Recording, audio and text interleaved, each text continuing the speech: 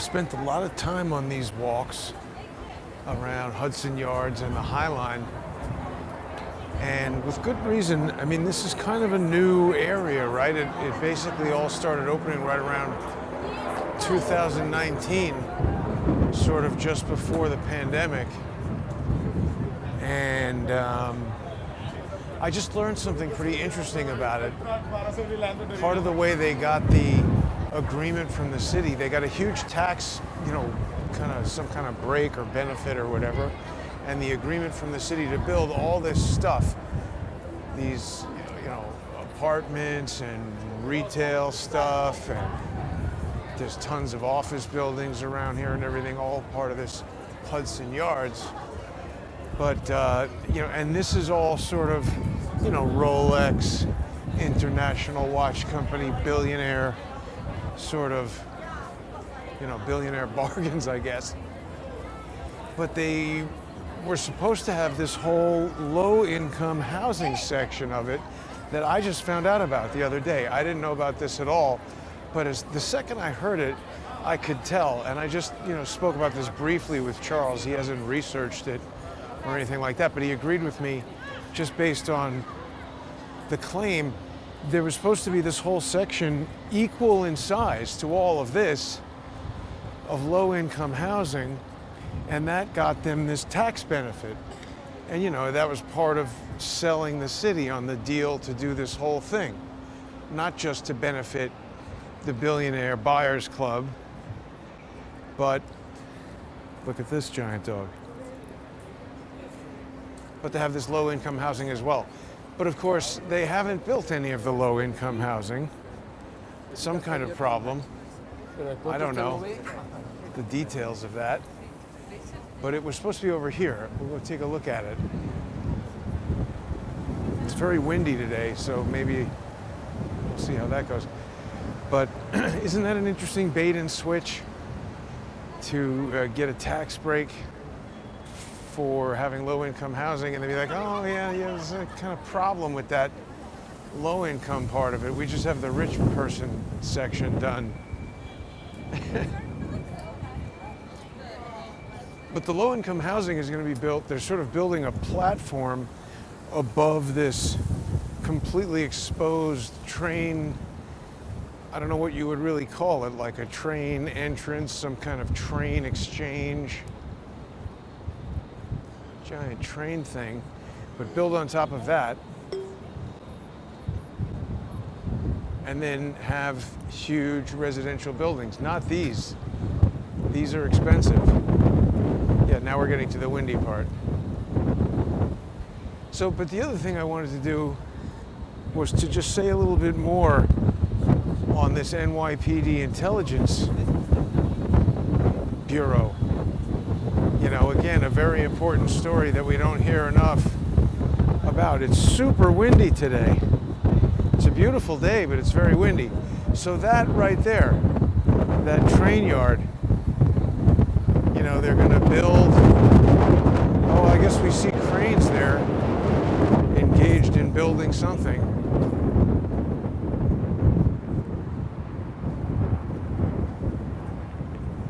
Let's look.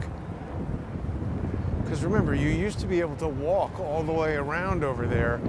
Yeah, then they said it's closed for something. What is it closed for? Oh my God, cool. You walked off the Maybe to build That was neat. low-income housing over the trains. I mean, to me, it would make sense for this to all be underground and not like accessible as it is right now. And I bet you he's gonna touch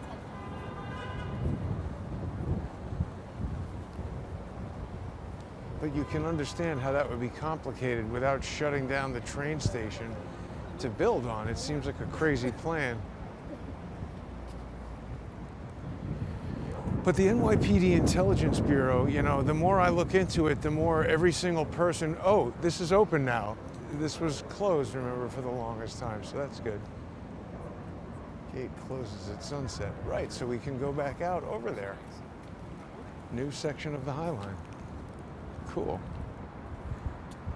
Yeah, so the more I look into it, every single person who ever has written an article about it or said anything about it basically just says it's the most objectionable illegal thing that they basically just created after 9/11. So the thing that's interesting is the most recent person to be in charge of it is this woman. What's her name? I think Rebecca Weiner.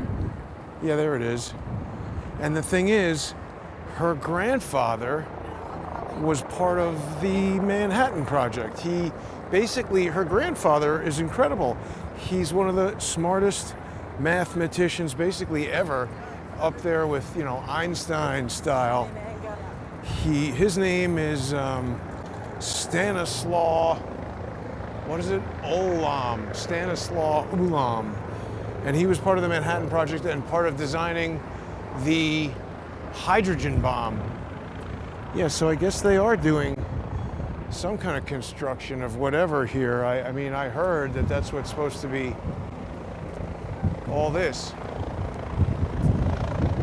Low-income housing. We're near the helicopter. There it is, taking off. If you ever do a helicopter tour around Manhattan, that's the company that does it. Actually, old lawyer I used to use, his brother is a pilot for that.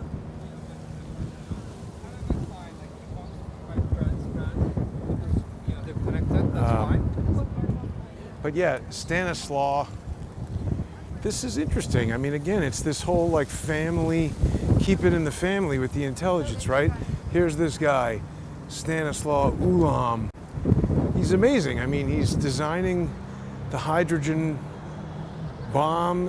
He's part of the Manhattan Project. He developed this thing called the Monaco. This is some sort of algorithm, Monte Carlo method for calculating, random, doing predictions for things that have random components to them. It's like famously difficult to come up with a random number. I don't know. He's the genius, not me.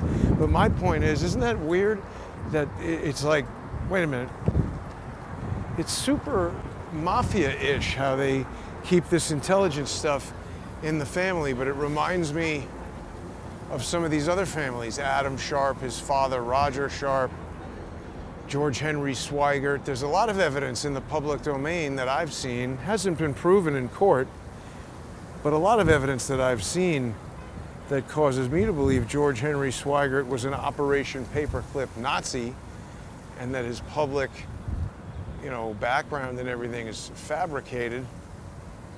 Roger Sharp was getting down with a bunch of Cubans in Miami in 1957, and then he's there in the police station in Dallas, 1963. It's weird, right? So there's the construction. I don't understand how they're going to do this, but I guess the idea is, I don't know, build a roof over this, and then seems complicated to do. So anyway, they seem to like to keep it in the family. Makes sense,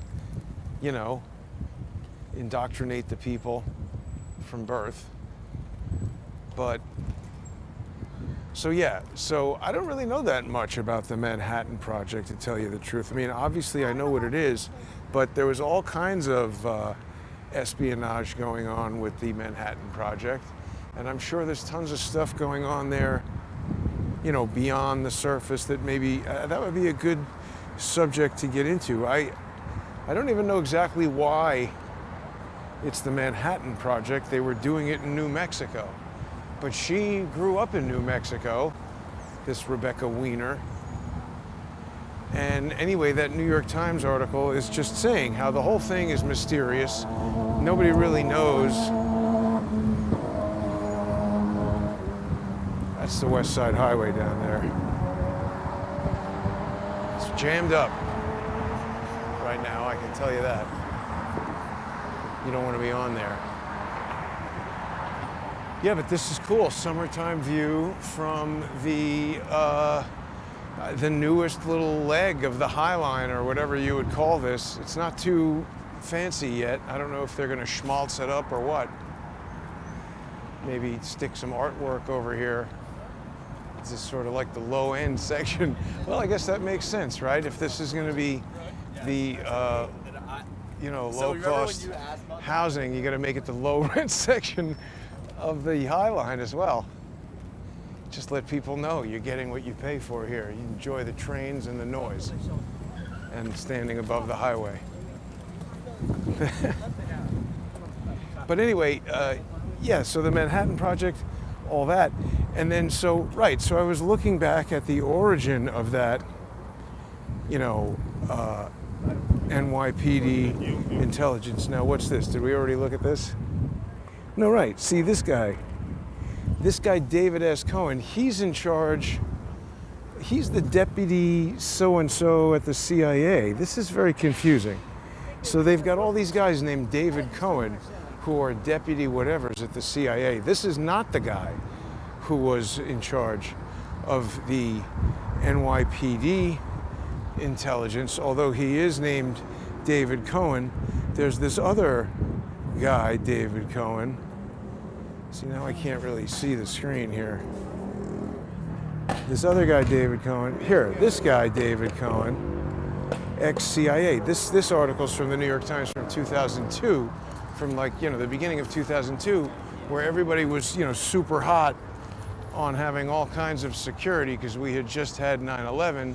So everybody figured, screw the Constitution. We don't need that.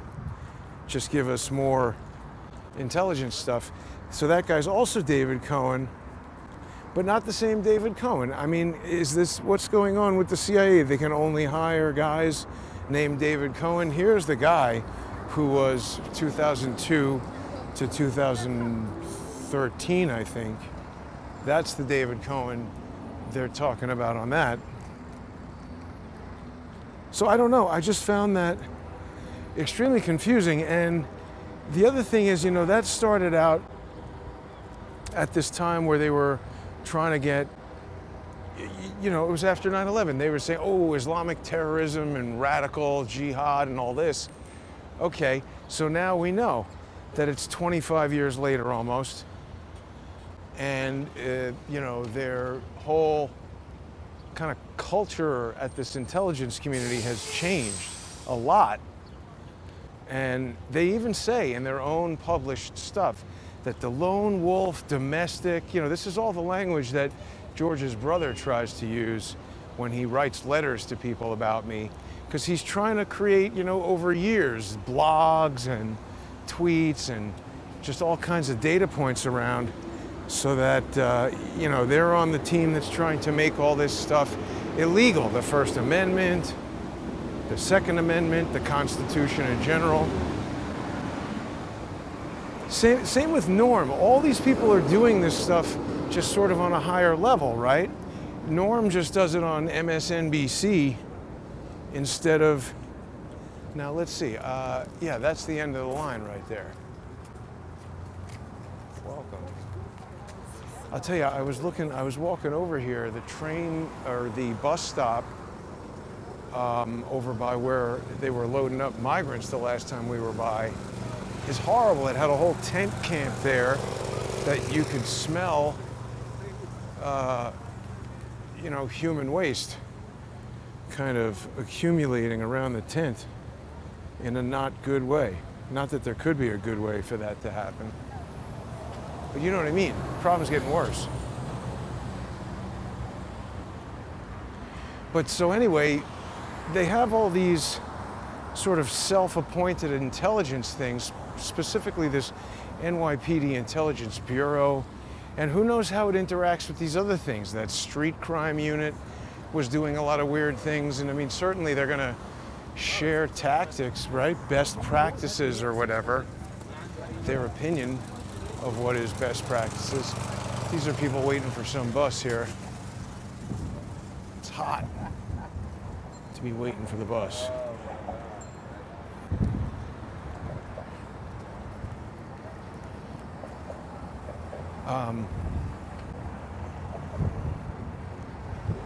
So yeah, the NYPD intelligence unit, right. And so it got me back to thinking about all these different crazy characters that we encounter all the time. Like, what are they doing exactly with Orrin Levi and Crackhead Barney and Ezra Frisch and all these people who are always around at these different, protests and things like that. This guy's coming here from Maryland, ready to crash through the pedestrians. But like, what the hell are the police doing with all that? It's super windy.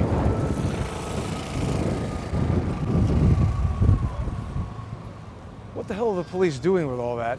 How is any of that allowed?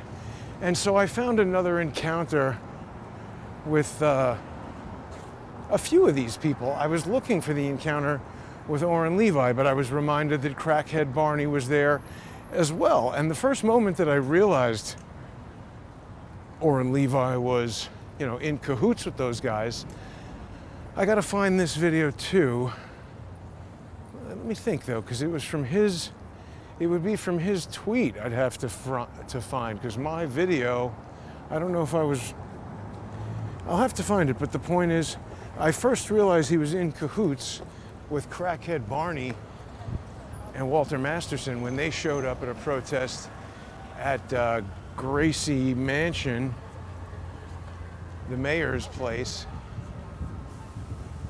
And Oren Levi, he posted a picture of me and he was like, "Oh, Jason Goodman at CS The Truth." And, me yelling at Oren Levi, exposing Oren Levi, who shows up at these protests disguised as a Trump supporter and disrupting people. So, what is up with that?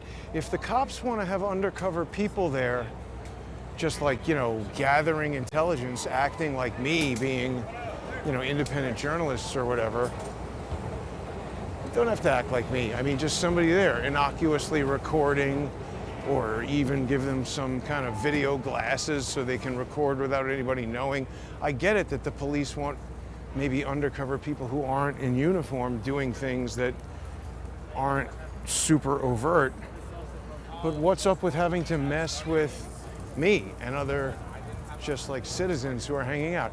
So here, this is a relatively new park. I haven't ever seen them do any, this is Stella Abzig or whatever that lady's name is. And I haven't seen them do this kind of stuff, but here we have a whole street fair festival kind of deal and maybe some band about to play. Interesting. Okay, it was just chilling around. Yeah, no, I moved it. So that's the thing about Hudson Yards is that, for most cities, just the insertion of this new neighborhood, it's like a whole entire downtown for most regular cities. This is a pretty big street fair by your standard small town, kind of standards. But for New York City, that's like a mini one. And they're really trying to bring a whole sort of neighborhood experience to this Hudson Yards. They just stuck this in. This was all just flat. This was the FedEx. Most of this was a giant FedEx, just shipping kind of, what do you call it, warehouse.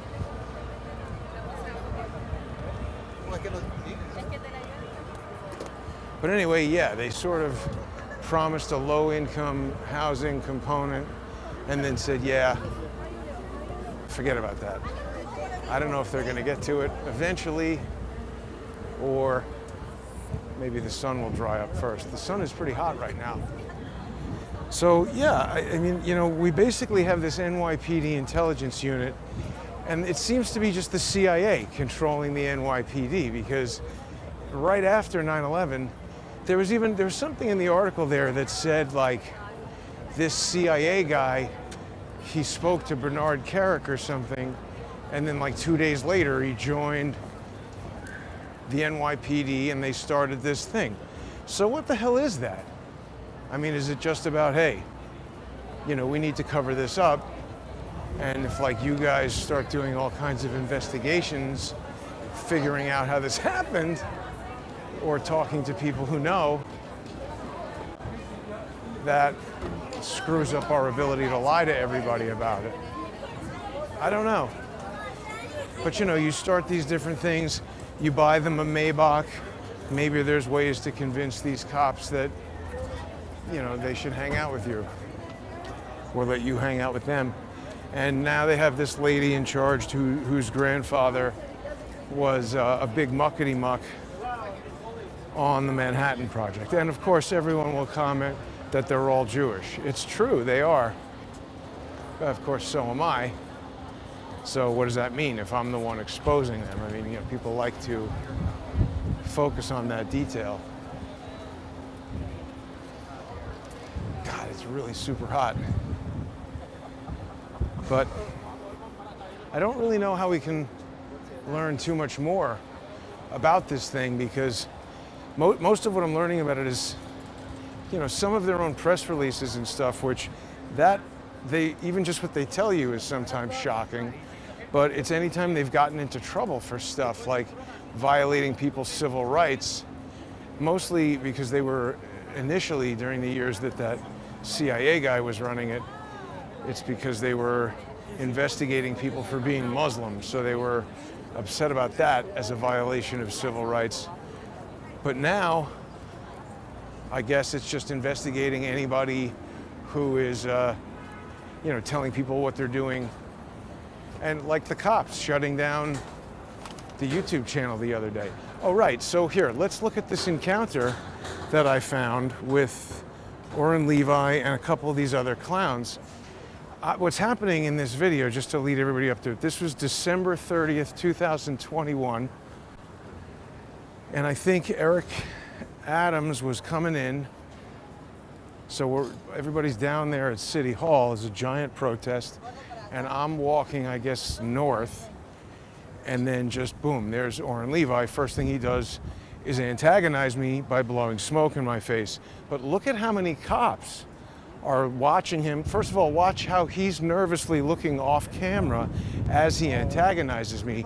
He's trying to get the cops over there and to create a situation where I'll be arrested so that he can then, you know, put that out and put that in the New York Post and talk about how the conspiracy theorist was arrested and blah, blah, blah.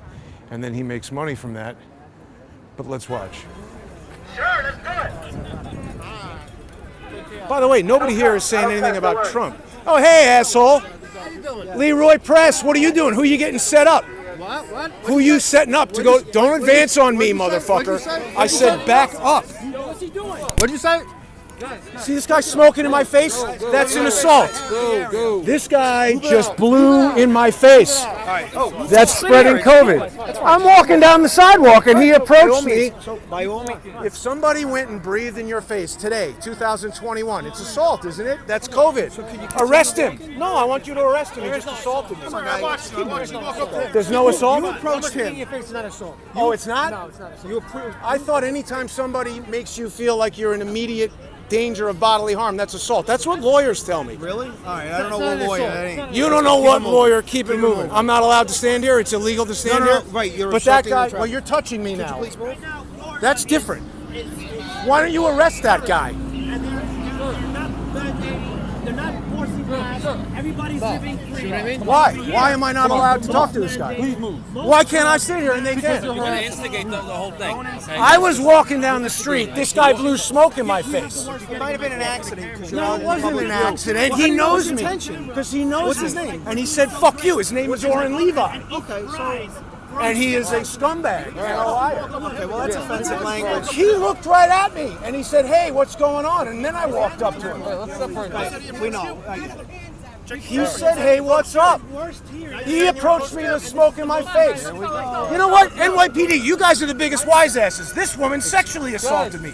Arrest her. Keep moving. This woman sexually assaulted me. I did, and you guys do nothing. Well, sir, I don't know what you're alleging. I'm alleging that this disgusting woman shoved a turkey baster in her vagina and then put it in my face.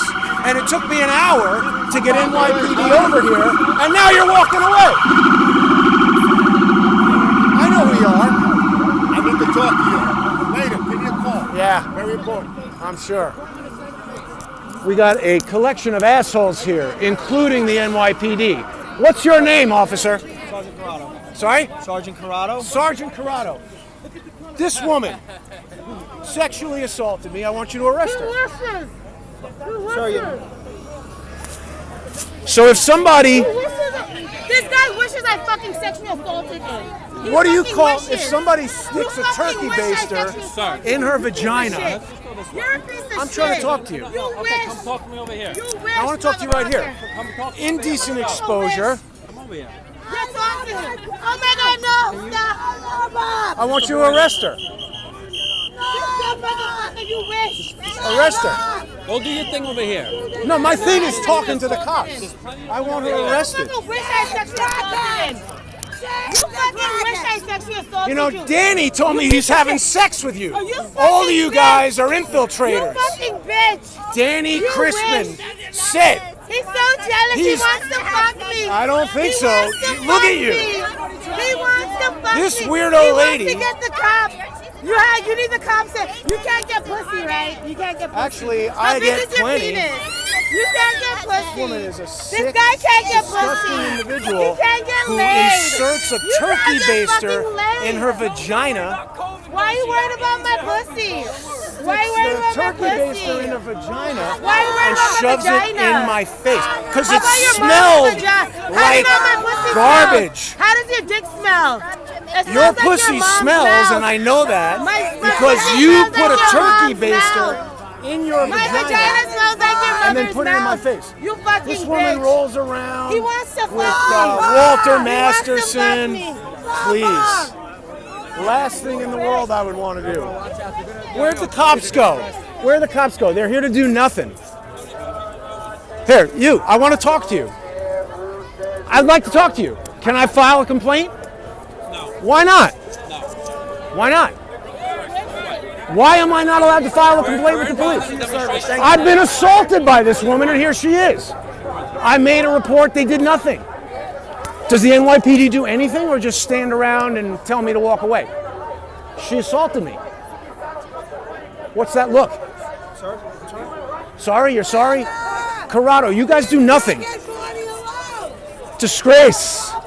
NYPD is a disgrace. You guys are a disgrace. Get some fucking teeth, lady.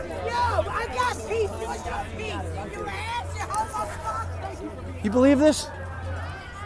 Crazy. So that guy, Oren Levi, he's trouble. I mean, it's quite an episode right there, but isn't that interesting? I don't know that I exactly put it together at the time, but I mean, there you go. What was crackhead Barney doing right there? All those cops who claimed to see my entire encounter with Levi, they come over and they're like, I saw it, you approached him. First of all, I was just walking on the sidewalk. He turns around and blows the smoke in my face. I didn't even know it was him as I was approaching. But they were all there with different excuses. That bald guy with the red beard or the red hair and the even redder face, he was obviously a plainclothes cop. He was looking at me the whole time I was arguing and fighting with crackhead Barney. So, I mean, what the hell is up? Why are these cops using such bizarre... You look at those different articles that I was just showing everybody, they say that some of the tactics that they implemented with this, you know, when they created the NYPD intelligence unit, they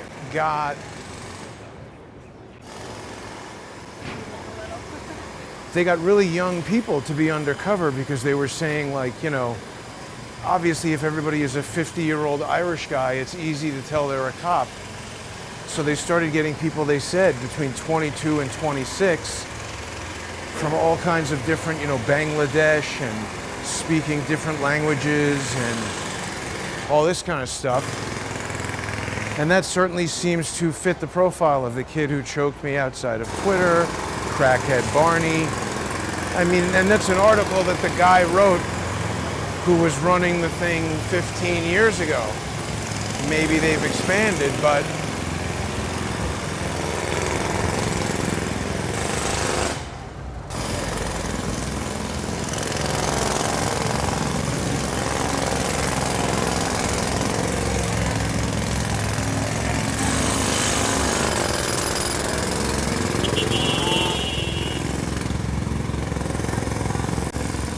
I'm sure they refined their techniques over the years.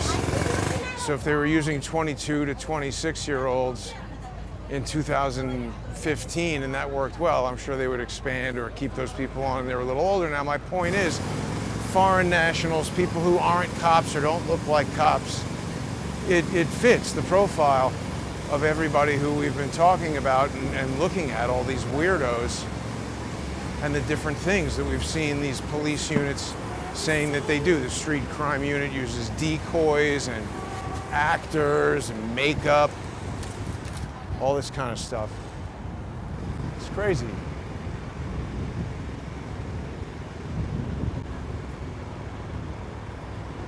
So I don't know. I mean, you know, again, trying to figure out what the hell they're doing.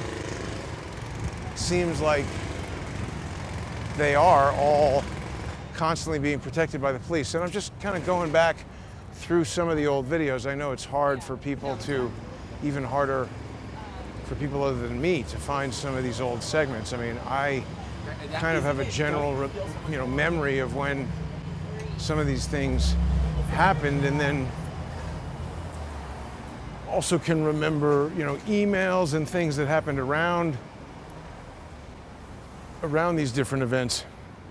It's also interesting to see which ones are of interest to George and his brother and the other social engineers involved in this whole mess, and like who I engage with and how they respond. The lawsuits against Ben Wittes and appeals against Valerie Caproni, all of this stuff prompts George's wife-swapping, mentally ill, Nazi paperclip brother to file different things and send letters to different people and all this kind of stuff. So I really want to thank everybody who sponsors the show on odyssey.com/@crowdsourcethetruth.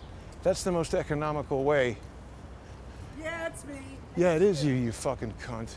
I recognize these weirdos all over town, and see, she had to say something. That lady is part of a paid group of agitators.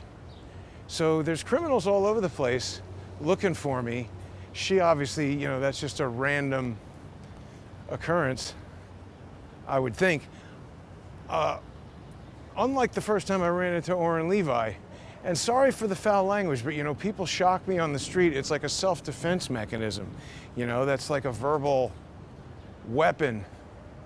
You can't defend yourself in New York City. It's a tough thing for people to wrap their brains around. They're like, well, but just get some bear spray or something.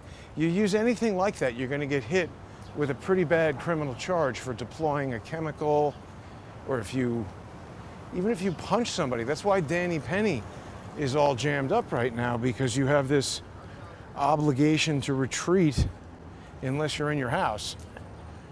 And even if you're being attacked, the law says you have to run away.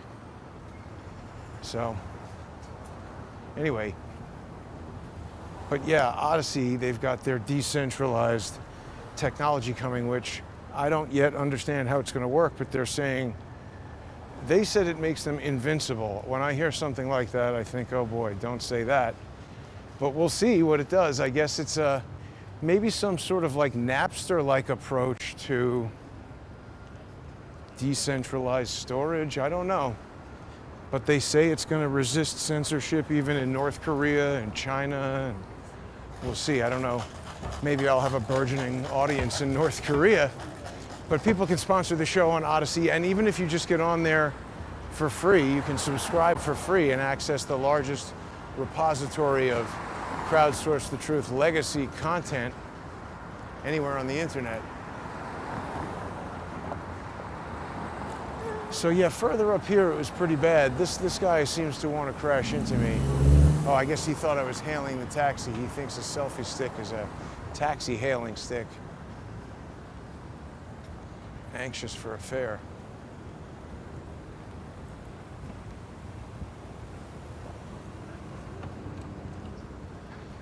A lot of people were talking about how the judge sent this letter to the parties in the Trump trial, and of course all the brain dead lefties who would prefer to destroy justice in the country are saying, oh, this is not even a real Facebook post, it could be a hoax or whatever. I would hope that before the judge sends a letter, I don't know if those people appreciate how unusual that is, that after a ruling that a judge would send a letter like this. Like any kind of communication about some sort of impropriety like this from the judge to the parties is a very big deal. I would think there's going to be some kind of a hearing or a ruling or something. He wouldn't bring it up. I mean, it's also, look, anything goes with this crazy judge, but it's hard to imagine that he would, send a letter to the parties without doing even some sort of rudimentary check to see if this person was related to one of the jurors. For instance, I forget what the name that was associated with the post was, but even if that was the same last name as a juror, the likelihood of that happening if the jurors' names have been secret, I mean, are they? Do we know the jurors' names?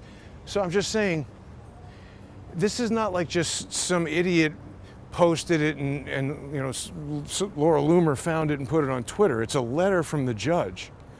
If it was just a random post the day before, yeah, I agree. Anybody could make that post and, 50% likelihood of being correct, make that claim. But again, the judge wrote a letter, and it's just not something that judges often do. Flip side, of course, I've definitely seen judges do a lot of stupid things and make a lot of stupid mistakes around stuff having to do with technology. So maybe, but look, if that's the case, it's still a positive for Trump, because then the judge has egg on his face. He doesn't know what he's doing with regard to fake internet posts in his own court. That's pretty bad.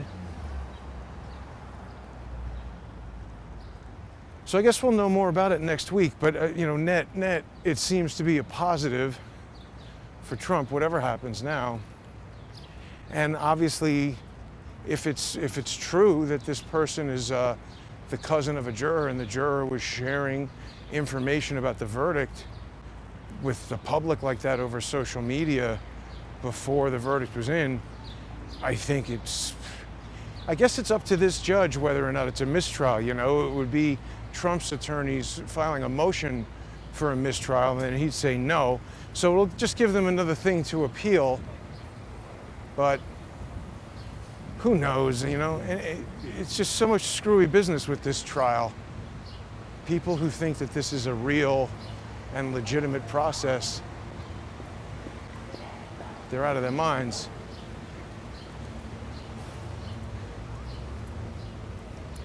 So we got a construction project happening over here.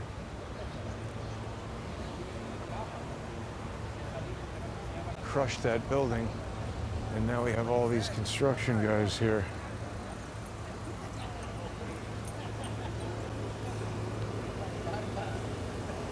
I don't know what they're going to put there. I guess probably more apartments. So yeah, that's basically what I wanted to talk about. Just basically still trying to find out more information about this NYPD Intelligence Bureau.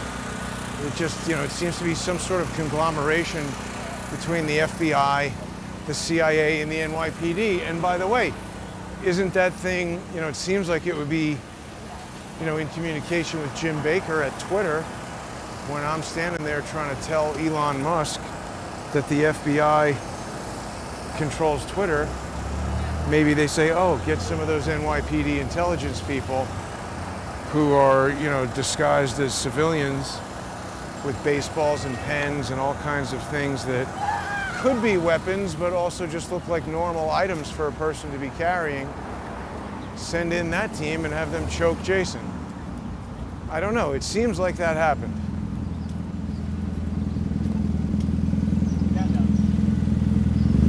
And by the way, don't forget, this whole, right, in that video where Orrin Levi and crackhead Barney are right near the cops, who runs right up to me and hands me his business card and says, hey, call me, I want to talk to you later. It's Scott Libido. And, look at that video again. He's off in the background talking to the cops. So what the hell are these people doing? And what did he want to talk to me about? I didn't call him. I mean, I know what he wanted to talk to me about, and I'm not into it. He wants me to stop, you know, exposing them as undercover NYPD Intelligence Bureau assets and probably offer me a gig doing that. I guarantee that's what they want. Or better yet, you know, jam me up in one of these situations where the cops get to beat me up, throw me in a jail cell, beat me up a little bit more, then convince me to be an NYPD intelligence whatever. That's what they want. But I won't do that. And that's the thing. See, you look at all these people, what are they doing there? How do they get money? Everybody can see how I get money. People sponsor the show on odyssey.com/@crowdsourcethetruth. It's the most economical way to do it. Only $3 a month plus 58 cents for Odyssey. It's a great deal, less than buying one magazine. And it helps keep the show going. So they hate that. They don't want people to be individually sponsoring me because they know it's an honest way to, you know, not have some $100,000 contract with Pfizer or YouTube or whoever is in charge of turning off your channel when they don't like what you're talking about. So, and thanks also to everybody who's sponsoring on subscribestar.com and patreon.com/crowdsourcethetruth. It's a little humid today. I'm getting a lot of talking and my throat is dry, but thanks for watching, everybody. Have a great evening. I'll see you later.